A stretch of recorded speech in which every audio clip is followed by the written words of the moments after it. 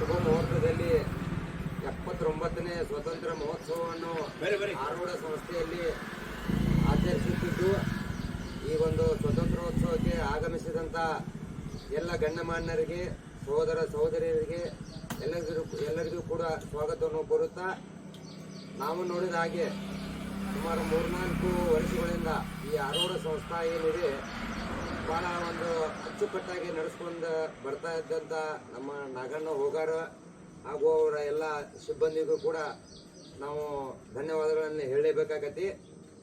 ಸತತ 4 ವರ್ಷದಿಂದ ಇವರ ಪ್ರಯತ್ನ, ಇವರು ಮಾಡುವಂಥ ಕೆಲಸಗಳು ಎಲ್ಲವೂ ಭಾಳ ಅಚ್ಚುಕಟ್ಟಾಗಿ ಅದಾವು.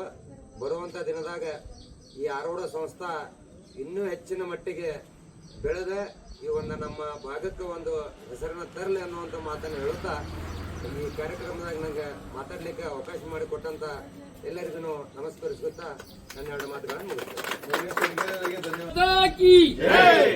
ಭಾರತ್ ಮಾತಾ ಕಿ ವಂದೇ ವಂದೇ ಆರೂಢ ಸಂಸ್ಥಾಕ್ಕೆ ಆರೂಢ ಸಂಸ್ಥಾಕ್ಕೆ. ಆರೂಢ ಸಂಸ್ಥೆ ನಾಗಣ್ಣ ಹುಗಾರ್ ಅವರು ಎಷ್ಟು ವರ್ಷ ಆಯ್ತಿದ್ರು? 10 ವರ್ಷ ಸತತವಾಗಿ ಈ ಆರೂಢ ಸಂಸ್ಥೆಯನ್ನು ನಡೆಸ್ತಾ ಇದ್ದಾರೆ.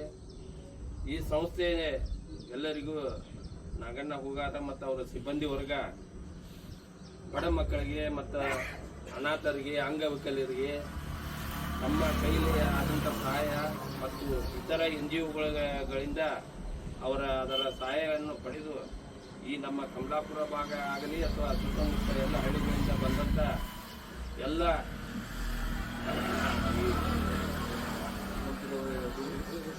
ವಿಕಲಚೇತನ ಮಕ್ಕಳಿಗೆ ಅವರು ನೆರವಾಗಿದ್ದಾರೆ. ದೇವರು ಅವರಿಗೆ ಇನ್ನೂ ಹೆಚ್ಚಿನ ಶಕ್ತಿ ಕೊಟ್ಟು ಇನ್ನೂ ಈ ಸಂಸ್ಥೆ ಹೆಚ್ಚು ಉಜ್ವಲವಾಗಿ ಬೆಳೀಲಿ ಅಂತ ಹೇಳ್ತಾ, ಈ 79ನೇ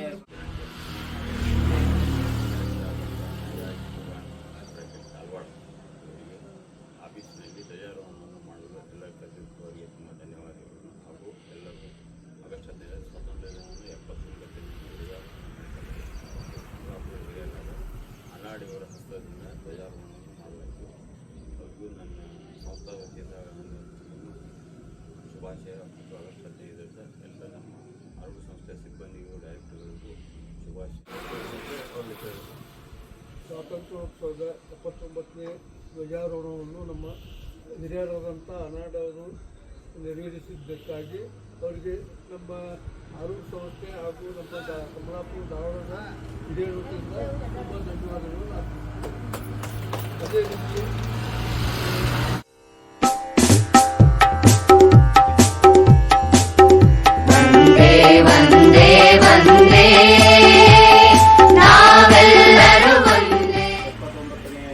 ಸ್ವಾತಂತ್ರ್ಯೋತ್ಸವದ ಧ್ವಜಾರೋಹಣ ಕಾರ್ಯಕ್ರಮವನ್ನು ಇಲ್ಲಿ ಈಗ ಏರ್ಪಡಿಸಲಾಗಿದ್ದು, ಈ ಕಾರ್ಯಕ್ರಮಕ್ಕೆ ಆಗಮಿಸಿದಂಥ ಎಲ್ಲ ಗಣ್ಯಮಾನ್ಯರು ಹಾಗೂ ಹಿರಿಯರಿಗೆ ನನಗೆ ಈ ಆರೂಢ ಸೇವಾ ಸಂಸ್ಥೆ ವತಿಯಿಂದ ಸ್ವಾಗತವನ್ನು ಕೋರ್ತೇನೆ. ಈ ಧ್ವಜಾರೋಹಣ ಕಾರ್ಯಕ್ರಮವನ್ನು ನಮ್ಮ ಹಿರಿಯರಾದಂಥ ಮಹಾದೇವಪ್ಪ ಅನ್ನಾಡವರು ಅವರ ಅಮೃತಾಸ್ತದಿಂದ ನೆರವೇರಿಸಿಕೊಡ್ಬೇಕಂತ ಈ ಮೂಲಕ ಕೇಳಬಹುದು.